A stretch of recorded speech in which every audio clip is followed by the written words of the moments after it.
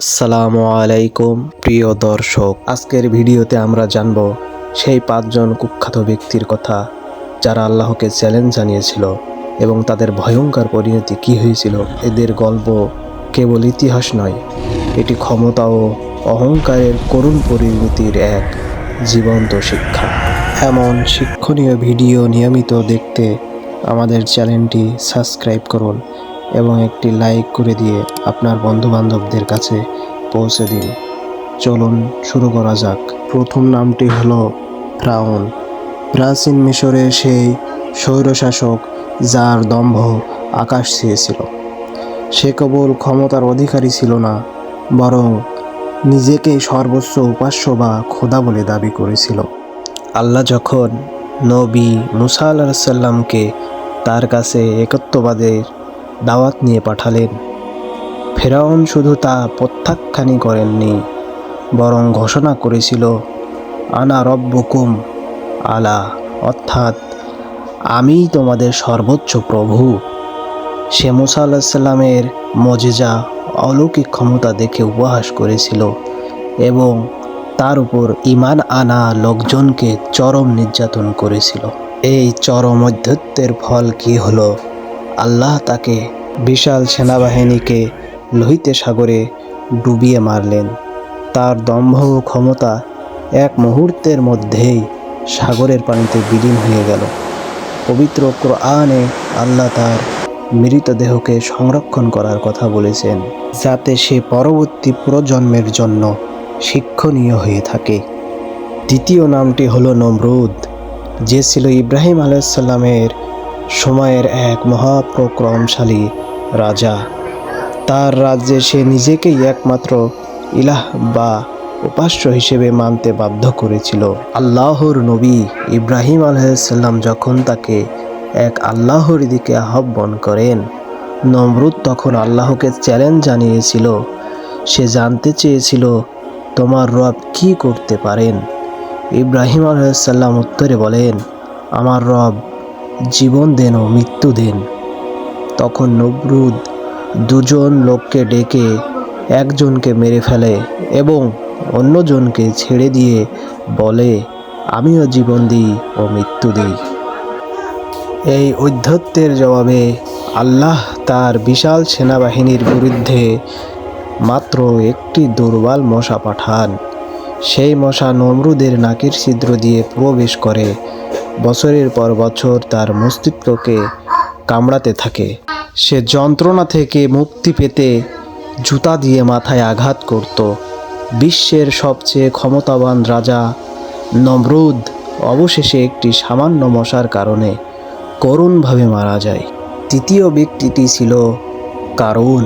সে মুসা আলাইহিস সালামের কওমের লোক হওয়া সত্ত্বেও তার সীমাহীন ধন সম্পদের কারণে আল্লাহর অবাধ্য হয়েছিল। তার সম্পদের চাবি বহন করার জন্য নাকি বহু লোকের প্রয়োজন হতো। কারণ যখন জাকাত দিতে অস্বীকার করলো এবং দাবি করলো সে তার এই সমস্ত সম্পদ তার নিজের বুদ্ধি ও দক্ষতার মাধ্যমে অর্জিত হয়েছে, তখন সে কার্যত আল্লাহর বিধান ও তার দানকে চ্যালেঞ্জ করেছিল। সে অহংকার বশে আল্লাহর অনুগ্রহকে অস্বীকার করে নিজেকে সম্পদের মালিক হিসেবে ঘোষণা করে। ফলস্বরূপ আল্লাহর আদেশে কারুন ও তার সমস্ত সম্পদ রাতারাতি জমিনের মধ্যে বিলীন হয়ে যায়। তার প্রাসাদ, সোনাদানা এবং তার অহংকার সব কিছুই মাটির গভীরে হারিয়ে যায়। তার পরিণতি দুনিয়াবাসীর জন্য একটি সতর্ক বার্তা ছিল যে সম্পদ নয়, বিনয়ই আসল শক্তি। চতুর্থ ব্যক্তিটি হল ইসলামের প্রাথমিক যুগের প্রধান শত্রু আবু জাহেল, যার আসল নাম ছিল আমর ইবনে হিশাম। সে নবী হযরত মুহাম্মদ সাল্লাল্লাহু আলাইহি ওয়াসাল্লামকে প্রকাশ্যে অপমান করত এবং ইসলামকে নির্মূল করার জন্য মরিয়া ছিল। আবু জাহেল সরাসরি আল্লাহ ক্ষমতার চ্যালেঞ্জ জানিয়েছিল।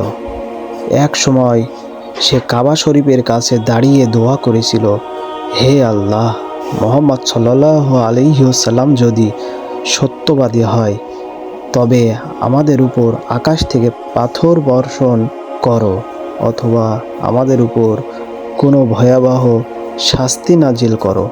অর্থাৎ সে যেন সরাসরি আল্লাহর কাছে শাস্তি চেয়ে চ্যালেঞ্জ জানাচ্ছিল। তার এই অর্ধাত্বের জবাব এসেছিল বদরের যুদ্ধে। আল্লাহর সাহায্যে দুর্বল ঈমানদারদের হাতেই তার পরাজয় ও মৃত্যু হয়।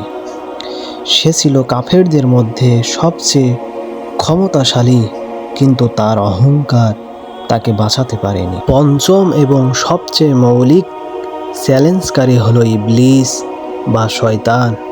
সৃষ্টির শুরু থেকেই তার অহংকার ছিল সব বিদ্রোহের মূল কারণ। আল্লাহ যখন সমস্ত ফেরেশতাকে নবী আদম আলাইহিসসালামকে সিজদা করতে আদেশ করলেন, ইবলিস তার আগুনের তৈরি হওয়ার অহংকারে সিজদা করতে অস্বীকার করল। সে আল্লাহর আদেশ অমান্য করে বলেছিল, আমি তার চেয়ে উত্তম। তুমি আমাকে আগুন থেকে সৃষ্টি করেছ আর তাকে সৃষ্টি করেছ মাটি থেকে। তার এই চরম অধ্যাত্মের শাস্তি হিসেবে তাকে বিতাড়িত করা হলে সে আল্লাহর কাছে কিয়ামত পর্যন্ত সময় চেয়ে নেয়। আর তার চূড়ান্ত চ্যালেঞ্জ ছিল এই যে সে মানবজাতিকে দুনিয়ার জীবনে পথভ্রষ্ট করার জন্য সর্বাত্মক চেষ্টা করবে। এই চ্যালেঞ্জ আল্লাহ গ্রহণ করেন। তবে ইবলিস এটাও জানতে পারে যে আল্লাহর খাঁটি বান্দাদের সে কখনো পথভ্রষ্ট করতে পারবে না। এই পাঁচজন ব্যক্তির পরিণতি আমাদের দেখিয়ে দেয় যে আল্লাহর ক্ষমতা অসীম। ক্ষমতা, সম্পদ বা অহংকার কোনো কিছুই তাকে চ্যালেঞ্জ জানাতে পারে না। আল্লাহ ছাড় দেন কিন্তু ছেড়ে দেন না। অহংকার ও অধ্যত্বের ফল সবসময়ই হয় ভয়ঙ্কর। আমাদের প্রত্যেকেরই উচিত এই ইতিহাস থেকে শিক্ষা নেওয়া এবং বিনয়ী হওয়া, কারণ আজকের ক্ষমতা কাল নাও থাকতে পারে। আপনার কি মনে হয় এই তালিকায় আর কারো নাম থাকা উচিত ছিল? কমেন্টে জানান। ভিডিওটি ভালো লাগলে লাইক করুন, শেয়ার করুন এবং আমাদের চ্যানেলটি সাবস্ক্রাইব করে পাশে থাকুন। দেখা হবে পরের ভিডিওতে। আল্লাহ হাফেজ।